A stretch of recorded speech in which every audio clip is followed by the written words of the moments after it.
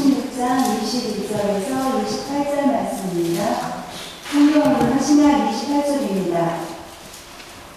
이때로부터 예수 그리스도께서 자기가 예루살렘에 올라가 장로들과 대제사장들과 서기관들에게 많은 고난을 받고 죽임을 당하고 제3일에 살아나야 할 것을 제자들에게 비로소 나타내시니 베드로가 예수를 붙들고 탄론하여 이르되 주여 그리 마옵소서, 이 일이 결코 주께 미치지 아니하리이다. 예수께서 돌이키시며 베드로에게 이르시되 사탄아, 내뒤로 물러가라. 너는 나를 넘어지게 하는 자로다. 내가 하나님의 일을 생각하지 아니하고 도리어 사람의 일을 생각하는도다 하시고, 이에 예수께서 제자들에게 이르시되 누구든지 나를 따라오려거든 자기를 부인하고 자기 십자가를 지고 나를 따를 것입니다. 누구든지 내 목숨을 구원하고자 하면 잃을 것이요 누구든지 나를 위하여 제 목숨을 잃으면 찾으리라. 사람이 만일 온 천하를 얻고도 제 목숨을 잃으면 무엇이 유익하리요? 사람이 무엇을 주고 제 목숨과 바꾸겠느냐? 인자가 아버지의 영광으로 그 천사들과 함께 오리니 그때에 각 사람 행한 대로 갚으리라. 진실로 너희에게 이르노니 여기 서 있는 사람 중에 죽기 전에 인자가 그 왕권을 가지고 오는 것을 볼 자리도 있느니라. 아멘. 익히 잘 아시는 것처럼 덕산반석 교회는 참 아름다운 교회입니다. 많은 분들이 지나가다가도 교회를 보기 위해서 올 정도로 그렇게 아름다운 교회입니다. 교회 정원도 참 아름답게 이제 만들어 놓았습니다. 그래서 새벽 예배를 마치고 이렇게 이제 앞마당에 이렇게 나가게 되면 마음에 쉼을 얻는 것 같은 그런 느낌이 납니다. 또 예배당에 들어오면 여러분 아시는 것처럼 앞에 이제 스테인 글라스가 있잖아요. 그 스테인 글라스를 통해서 들어오는 그 빛이 있습니다. 아침에 더 뚜렷하게 이제 빛이 들어오게 되는데 그것을 바라보고 있으면 마음이 웅장해지기까지 합니다. 스테인 글라스를 통해서 이제 빛이 들어오게 되는데 그 스테인 글라스의 그 색이 어떤 색이냐에 따라서 벽에 비춰지는 그 색도 이제 달라지는 것을 이제 보게 됩니다. 빛이 스테인 글라스를 통과하면서 색을 입게 됩니다. 그래서 더 아름답게 보이게 됩니다. 교회와 성도는 스테인 글라스입니다. 세상 사람들에게 예수님을 보여주는 스테인 글라스입니다. 세상에 있는 사람들은 하나님 볼 수가 없습니다. 그러나 교회와 그리스도인들은 보게 됩니다. 우리는 보게 됩니다. 그리고 사람들은 교회와 예수님을 믿는 사람들을 통해서 하나님을 보게 됩니다. 그래서 예수님을 믿는 사람들의 역할이 너무나 중요하죠. 왜냐하면 교회가 그리고 성도가 어떤 모습으로 보여지는가에 따라서 하나님에 대한 인식도 달라지기 때문에 그렇습니다. 예수님은 우리를 향하여서 세상의 빛이다 이렇게 말씀하셨죠. 마태복음 5장 14절에 보니까 너희는 세상의 빛이라 산호에 있는 동네가 숨기지 못할 것이요. 또 16절에 보니까 이같이 너희 빛이 사람 앞에 비치게 하여 그들로 너희 착한 행실을 보고 하늘에 계신 너희 아버지께 영광을 돌리게 하라 이렇게 말씀하고 있습니다. 메시지 성경에 보니까 이것을 이렇게 풀어썼습니다. 이렇게 말할 수도 있다. 너희는 빛이 되어 세상에 하나님의 빛깔을 드러내라고 여기 있는 것이다. 세상에 하나님의 빛깔을 드러내라고 너희가 여기 있는 것이다. 하나님은 감춰둘 비밀이 아니다. 우리는 이 비밀을 훤히 드러낼 것이다. 내가 너희를 언덕 위에 등불을 놓는 단 위에 두었으니 빛을 비추어라. 너희에게 오는 손님을 기쁘게 맞아들여라. 후하게 베풀며 살아라. 너희가 다른 사람에게 마음을 열면 그들도 너희에게 자극을 받아 하나님께 하늘에 계신 자비로우신 아버지께 마음을 열게 될 것이다. 이렇게 말하고 있습니다. 우리는 세상의 빛입니다. 세상에 하나님의 빛깔을 드러내는 빛입니다. 우리는 세상이 하나님께 영광 돌릴 수 있도록 영광 돌리게 할 수 있는 그런 삶을 우리가 살아야 됩니다. 그렇게 되기 위해서는 우리가 먼저 참되고 성숙한 신앙인이 되어야 됩니다. 참되고 성숙한 그리스도인이 되어야 됩니다. 육신에 속한 자가 아니라 신령한 자가 되어야 되고 그냥 교회 왔다 갔다 하는 교인에 머무르는 것이 아니라 예수님의 제자가 되어야 됩니다.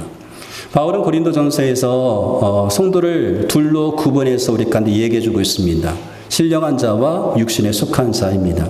고린도전서 3장 1절로 3절에 보니까 형제들아 내가 신령한 자들을 대함과 같이 너에게 말할 수 없어서 육신에 속한 자 곧 그리스도 안에서 어린 아이들을 대함과 같이 하노라.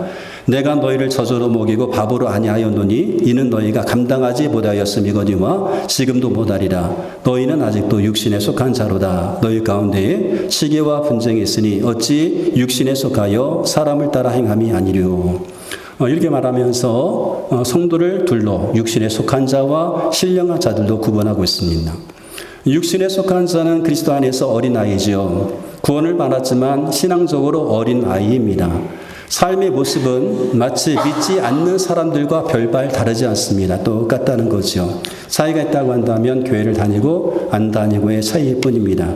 그래서 구원은 받았지만 믿는 사람인지 아닌지 구별하기가 힘듭니다. 어떤 경우에는 사람들이 우리를 향해서 예수 믿는 사람이 왜 그래?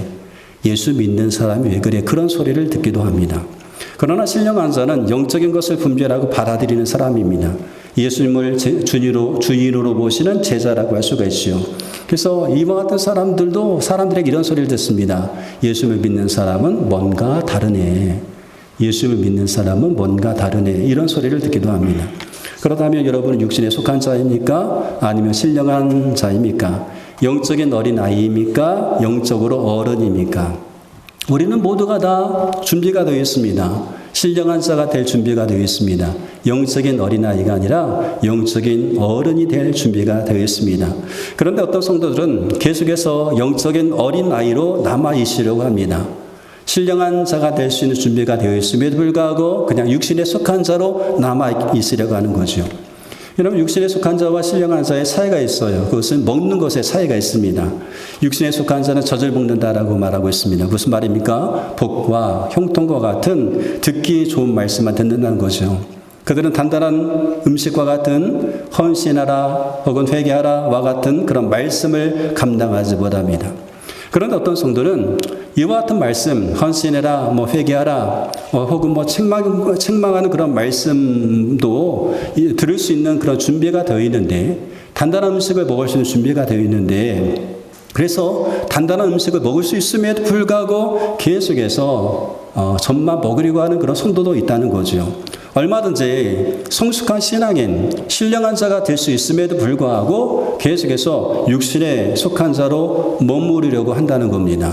이미 준비가 되어 있습니다. 신령한 자가 될 수 있는 준비, 제자가 될 수 있는 그런 준비가 되어 있음에도 불구하고, 그럼에도 불구하고 신령한 자가 되지 아니하고 육신에 속한 자가 되고, 제자가 될 수 있는, 예수님의 제자가 될 수 있는 그런 준비가 되어 있음에도 불구하고 제자가 되는 것이 아니라 교인으로 그냥 머물러 있으려고 한다는 겁니다. 히브리서 5장 12절로 14절 말씀 가운데 보니까 이런 말씀이 있어요. 시간적으로 보면 여러분은 이미 교사가 되었어야 할 터인데 다시금 하나님의 말씀의 수보적 원리를 남들에게서 배워야 할 처지에 놓였습니다. 여러분은 단단한 음식물이 아니라 젖을 필요로 하는 사람이 되었습니다. 젖을 먹고서 사는 이는 아직 어린아이이므로 올바른 가르침에 익숙하지 못합니다. 그러나 단단한 음식물은 장성한 사람들의 것입니다. 그들은 경험으로 선과 악을 분별하는 세련된 지각을 가지고 있는 사람들입니다. 이렇게 말하고 있어요. 시간적으로 보면 여러분은 이미 교사가 더 있어야 되는데 아직까지도 육신에 계속 머물러 있었다는 거죠. 반대로 말하면 신령한 자가 되어 있어야 되는데 신령한 자가 되어 있는 것이 아니라 도리어 역행해서 육신에 속한 자가 되었다는 겁니다. 신앙생활의 연수를 따지고 보면 이미 우리는 성숙한 그리스도인 신령한 자가 되어 있어야 되고, 신앙 연수를 보면 우리는 교인이 아니라 예수님의 제자가 되어 있어야 되는 겁니다. 그런데 그러지를 못하니까 얼마나 안타깝겠어요. 얼마나 안타깝겠어요. 어린아이가 아니라 어른으로 성장해야 되는데 그냥 성장하는 것이 아니라 계속 어린아이로 머물려고 하니까 얼마나 안타깝겠는가 하는 거예요. 더 안타까운 것은 단단한 음식을 먹을 수 있음에도 불구하고 먹으려고 하지 않는다는 겁니다. 신령한 자가 되었는데 신령한 자에서 그냥 육신에 속한 자로 가려고 한다는 거죠. 제 아내가 다니는 직장에 머니스라고 하는 그 네팔 아이가 있습니다. 2살 아이인데, 네팔에는 전통이 있대요. 아이가 4살 때까지인가 언제까지는 엄마의 젖을 먹는다는 거예요. 수유를 한다는 거예요. 밥을 먹지 않는 거예요. 그래서 이제 그 어린이집에 왔다가도 그냥 시간만 되면 그냥 엄마가 데리고 와서 이제 수유를 하는 겁니다. 그런데 이제 어린이집에서 이게 이제 번거로우니까 그냥 밥을 먹어봅시다 라고 했던 거예요. 그래서 허락을 받고 이제 밥을 먹이는데 이 아이가 처음에는 먹으려고 하지 않습니다. 왜냐하면 먹어보지 않았기 때문에 먹으려 하지 않는 거예요. 먹을 수 있는데 먹어보지 않으니까 먹을 수 없다고 여기면서 먹지를 않는 거예요. 그러다가 한 뒤 이제 먹어보더니 너무나 맛있어 한다는 거예요. 여러분, 먹을 수 있는 나이가 되었다면 먹여야 하고 또 먹을 수 있어야 합니다. 먹어야 합니다. 우리가 신령한 자가 될 준비가 되어 있다면 신령한 자가 되어야 됩니다. 제자가 될 준비가 되어 있다라고 한다면 제자가 되어야 됩니다. 세상의 빛으로 살아갈 준비가 되어 있다라고 한다면 세상의 빛으로 살아가야 되는 겁니다. 여러분은 육신에 속한 자입니까? 신령한 자입니까? 여러분 무리입니까? 제자입니까? 여러분의 생각에 덕산반석 교회는 예수님의 제자가 몇 명이나 되는 것 같습니까? 이미 성숙한 그리스도인, 성숙한 신앙인이 될 준비가 더 있음에도 불구하고 여전히 육신에 속한 사람처럼 살아가고 있는 것은 아닌가 하는 거예요. 오늘 본문의 말씀은요, 이때로부터로 시작하죠. 21절 말씀 가니까 이때로부터 이렇게 시작합니다. 이때로부터 예수 그리스도께서 자기가 예루살렘에 올라가 장로들과 대제사장들과 서기관들에게 많은 고난을 받고 죽임을 당하고 제3일에 살아나야 할 것을 제자들에게 비로소 나타내시니 이때로부터 예수님께서 이제 순환받으심과 죽으심과 부활에 대해서 말씀하셨어요. 그러면 이때가 언제인가라고 하는 거예요. 예수님께서 가이사랴 빌립보 지역에서 제자들에게 물으십니다. 얘들아, 사람들이 나를 누구라고 하느냐? 제자들이 말합니다. 예수님, 사람들은요, 예수님을 세례 요한이라고 하기도 하고요. 어떤 사람은 엘리야라고 하기도 하고요. 어떤 사람은 예레미야나 선지자 중에 한 사람이라고 합니다. 라고 이렇게 답변합니다.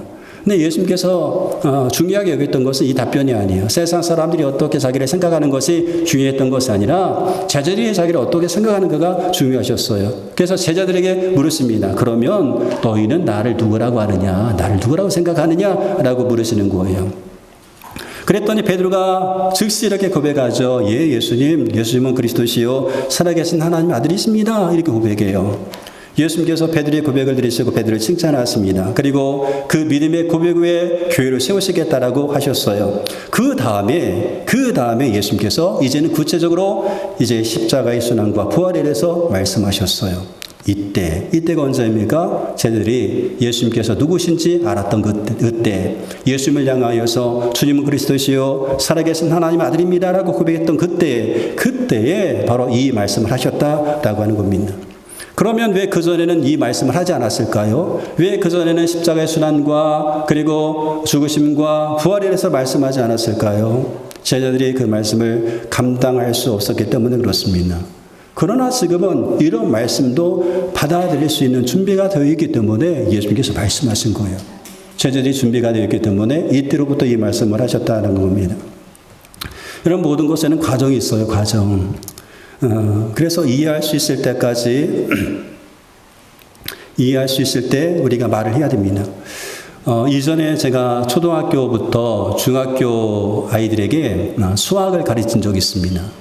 고등학교 수학 가르치지 못했고요. 중학교 3학년까지 고등학교 1학년 수학까지 가르친 적이 있었는데 가르치다 보니까 이 수학에도 과정이 있어요. 맨 처음 배우는 게 뭡니까? 1, 2, 3, 4를 배우잖아요. 숫자를 배우잖아요. 숫자 익숙해지게 되면 더하기를 배웁니다. 더하기 배우면 빼기를 배웁니다.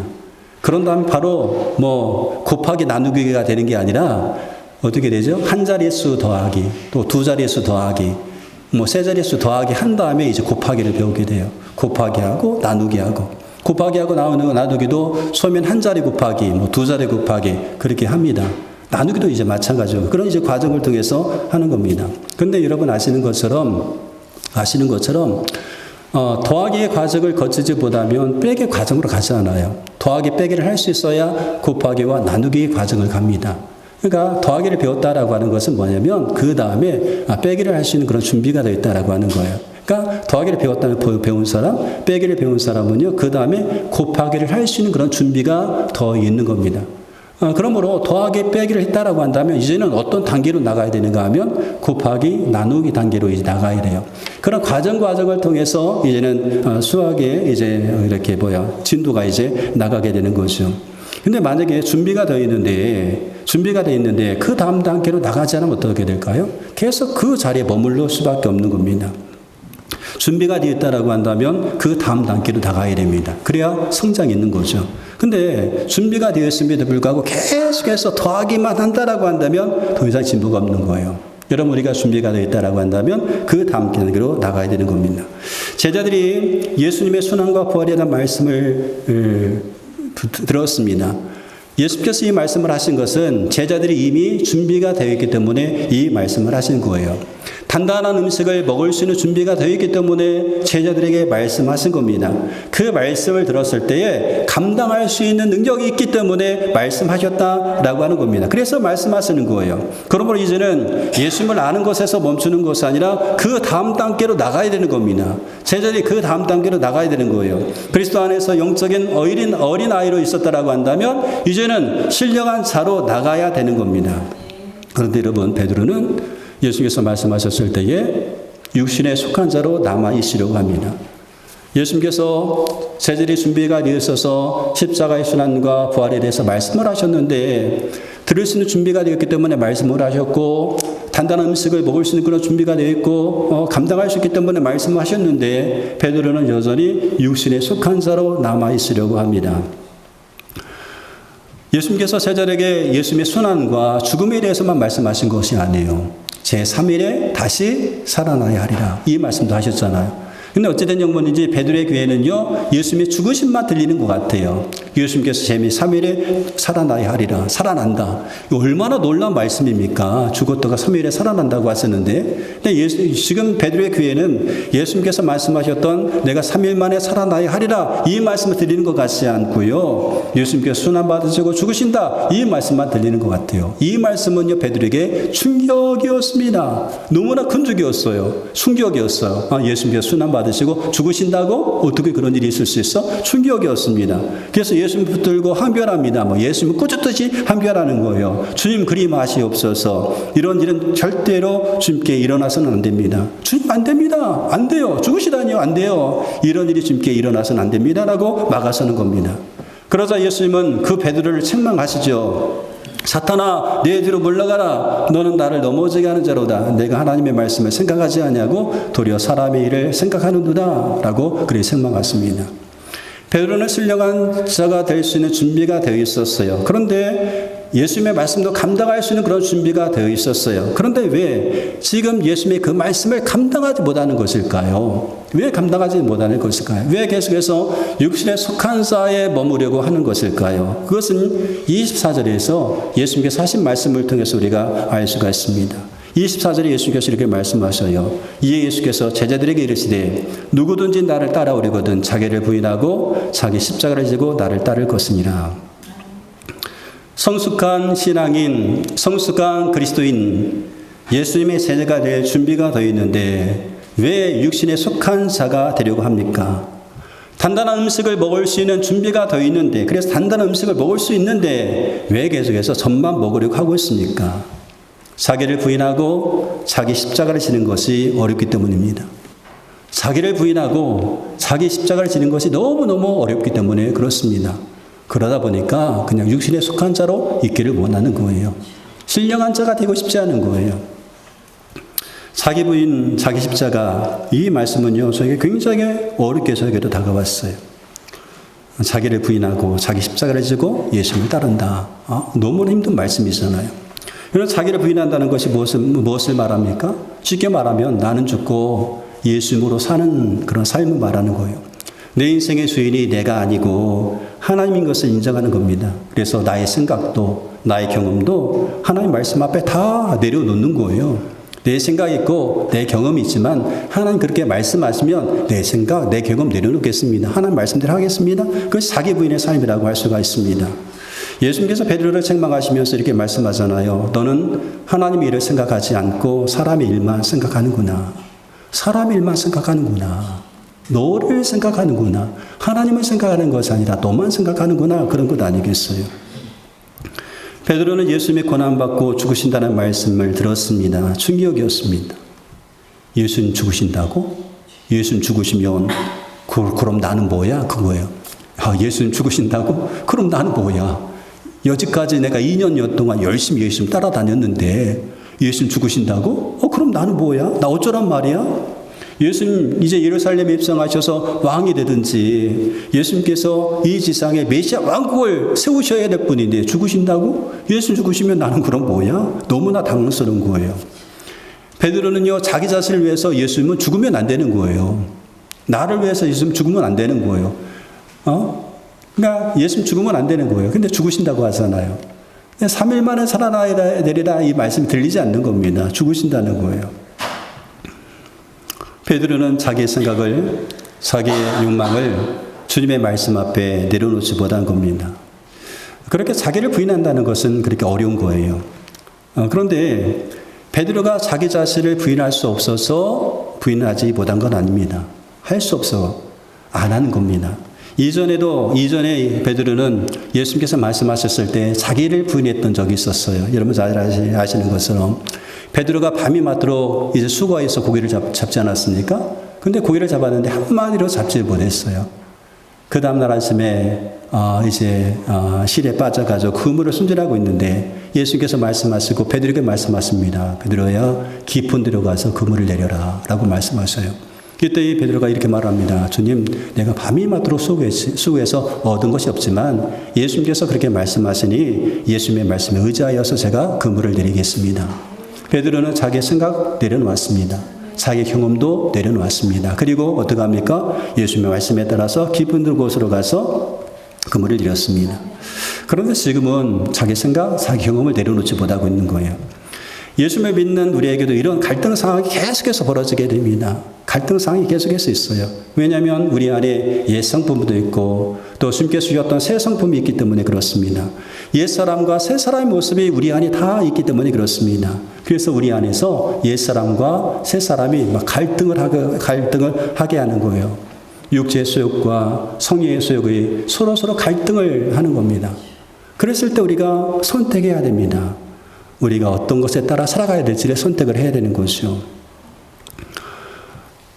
자기 십자가를 진다는 것은 무엇일까요? 자기 십자가를 진다는 것은 쉽게 말하면 내가 예수 믿기 때문에 찾아온 어려움이 있어요. 예수님 믿지 않으면 이어왔던 어려움도 없어요. 근데 예수님을 믿기 때문에 내가 예수님을 믿으려고 하기 때문에 찾아오는 어려움이 있습니다. 그 어려움을 기꺼이 감당하는 겁니다. 피하지 않는 거예요. 예수님을 믿는 믿음 때문에 당하는 어려움이 되겠는데 이 어려움을 피하려고 하지 않는 거예요. 감당하겠습니다. 자기 십자가를 지는 거예요. 여러분들이 예수 믿는다고 해서 예전에는 가족들이 많이 핍박을 했잖아요. 남편이 교회 가지 마. 성경책도 집어다가 막 아궁이에 던져서 불태우기도 하고 심한 경우에는 교회 가면 남편이 아내들이 머리를 자르기도 하고 그런 적이 있었대요. 그런 아픔들이 있었다고 합니다. 그때에 여러분의 마음을 아프게 한 그 가족이 여러분이 짊어져야 될 십자가가 아니라 가족이 십자가가 아니에요. 남편이 여러분이 십자가가 아닙니다. 그 십자가가 아니라 내가 예수를 믿기 때문에 가족들에게 받는 이 아픔을 감당하는 것 그것이 내가 짊어져야 될 십자가인 겁니다. 가족이 아니라 이 가족 때문에 내가 감당해야 될 아픔이 있어요. 그 아픔을 기꺼이 짊어지는 것 그것이 바로 자기 십자가라고 할 수가 있습니다. 열왕기상 22장에 보면 우리가 지난주까지 열왕기상의 말씀을 마셨는데요. 열왕기상 22장에 보면 이스라엘과 유다 연합군과 아람의 전쟁 이야기가 나옵니다. 이때 미가야라고 하는 선지자가 찾아와가지고 아합 왕에게 이렇게 말합니다. 전쟁에 나가면 아합 왕 죽습니다라고 얘기합니다. 그런데 다른 400명쯤 되는 선지자들은 그렇게 말을 하잖아요. 왕이요 나가서서 이 전쟁은 왕이 승리할 겁니다라고 이야기합니다. 그런데 미가야는 하나님께서 말씀하신 그대로 전하는 거예요. 전쟁에 나가면 죽습니다라고 얘기합니다. 그 결과 미가야는 감옥에 가서게 됩니다. 감옥에서 떡과 고생의 이지부를 마시게 되게 되는 것이죠. 미가야는 자신이 하나님 말씀을 있는 그대로 전함을 통하여서 그런 고난이 있을 수 있음을 알았습니다. 그럼에도 불구하고 그것을 피하지 않았던 거예요. 내가 하나님 말씀을 전하면 나의 고난이 있을 줄 알아요. 하나님께서 하셨던 이 말씀 그대로 전하면 그대로 행하면 나에게 힘든 일이 있을 줄 알아요. 그럼에도 불구하고 하나님의 말씀에 순종하는 겁니다. 하나님의 말씀에 순종하기 위해서 순종했을 때 찾아오는 그 어려움을 기꺼이 감당한 거죠. 그것이 바로 자기 십자가를 지는 것이라고 할 수가 있습니다. 여러분 자기를 부인하고 자기 십자가를 지는 것은 쉬운 일은 아닙니다. 어려운 일이에요. 너무나 힘듭니다. 그래서 자기를 부인하고 자기 십자가를 진다는 거 생각하고 싶지도 않습니다. 생각하고 싶지 않아요. 내가 왜 나를 부인해? 내가 왜 부인해? 이러면 우리 자신 부인하지 못하잖아요. 하나님 말씀 앞에 우리 생각 내려놓지 못하잖아요. 그러니까 내 마음대로 하려고 하잖아요. 자기 소견대로 하려고 하잖아요. 하나님께서 아무리 말씀하셔도 듣지 않으려고 하잖아요. 그만큼 자기 부인이 어려운 겁니다. 예수 믿기 때문에 찾아온 어려움이 있는데 그거 감당하기 싫어요. 그게 피하고 싶어요. 그만큼 자기 십자가를 진다는 것이 어려운 겁니다. 생각하고 싶지도 않은 거예요. 그래서 신앙 연수가 오래 되었음에도 불구하고 신령한 자가 되기를 원하지 않습니다. 그냥 육신에 속한 자로 머물고 싶은 거예요. 그냥 듣기 좋은 말씀만 듣기 원하고 부담이 되는 말씀은 들으려고 하지도 않는 겁니다. 그러다 보니까 우리가 이 세상에 하나님의 빛깔을 드러내지 못하는 겁니다. 하나님의 빛깔을 드러내지 못하는 삶을 살게 되는 거죠. 이런 맞습니다. 자기를 부인하고 자기 십자가를 지는 것 어려운 일입니다. 어려운 일이에요. 정말 힘든 일이잖아요. 그러나 못하는 것은 아닙니다. 안 하는 겁니다. 못해서 못하는 게 아니라 할 수 있음에도 불구하고 안 하는 거예요. 하려고 하면 할 수가 있습니다. 오늘 주님께서 우리 가운데 이 말씀을 하시는 것은 이 말씀을 감당할 수 있는 준비가 되어 있기 때문에 우리 가운데 말씀하시는 거예요. 준비가 되어 있다는 거예요. 이미 준비되어 있다. 준비되어 있으면 해봐야 되는 겁니다. 그러면 할 수 있게 되는 것을 알게 되는 거죠. 우리는 이미 준비가 되어 있어요. 신령한 자가 될 수 있는 준비가 되어 있고 교인이 아니라 제자가 될 수 있는 그런 준비가 되어 있습니다. 영적으로 성숙한 그리스도인이 될 수 있는 그런 준비가 되어 있습니다. 단단한 음식도 먹을 수 있는 준비가 되어 있어요. 준비가 되어 있어요. 먹으면 됩니다. 감당하면 됩니다. 자기를 부인할 수 있는 준비도 되어 있어요. 자기 십자가를 질 수 있는 준비도 되어 있습니다. 준비가 되어 있기 때문에 해봐야 되는 거예요. 한번 해보는 겁니다. 내 부인, 나를 부인하는 거 힘들지만 한번 해보세요. 자기 십자가 지는 것 힘듭니다. 어렵습니다. 그래도 한번 해보는 겁니다. 그러면 그렇게 할 수 있는 우리의 모습을 발견하게 되고 그렇게 했을 때에 주어진 은혜가 있습니다. 산 정상에 오른 사람이 볼 수 있는 간격이 있는 것처럼 자기를 부인하고 자기 십자가를 진 사람만이 경험할 수 있는 하나님의 은혜가 있는 거예요. 예수님은 예수님의 십자가의 고난으로 마친 것이 아니라 영광의 부활로 이어지게 되었습니다. 그와 같은 은혜가 우리 가운데 있는 겁니다. 예수님께서 25절에 이렇게 말씀하고 있어요. 누구든지 제 목숨을 구원하고자 하면 잃을 것이요 누구든지 나를 위하여 제 목숨을 잃으면 찾으리라. 여러분의 신앙의 연수가 얼마나 되었습니까? 이제는 단단한 음식을 먹을 수 있는 때가 되지 않았습니까? 자기 십자가를 지고 자기를 부인하고 자기 십자가를 지고 예수님을 따를 수 있는 그런 준비가 되어 있지 않습니까? 그리스도 안에서 영적인 어린아이가 아니라 성숙한 신앙인이 될 때가 되지 않았습니까? 이미 우리는 준비가 되어 있습니다. 예수님을 영접했으니 이미 준비가 되어 있는 거죠. 그러므로 이제는 육신에 속한 자에 머물지 말고 신령한 자가 되십시오. 교인으로 머물지 마시고 제자가 되시길 바랍니다. 성숙한 그리스도인이 되시길 바랍니다. 그래서 이 세상에 여러분 주변에 있는 사람들에게 하나님의 빛깔을 드러내는 스테인글라스, 하나님이 원하시는 스테인글라스가 되시기를 바랍니다. 우리 지금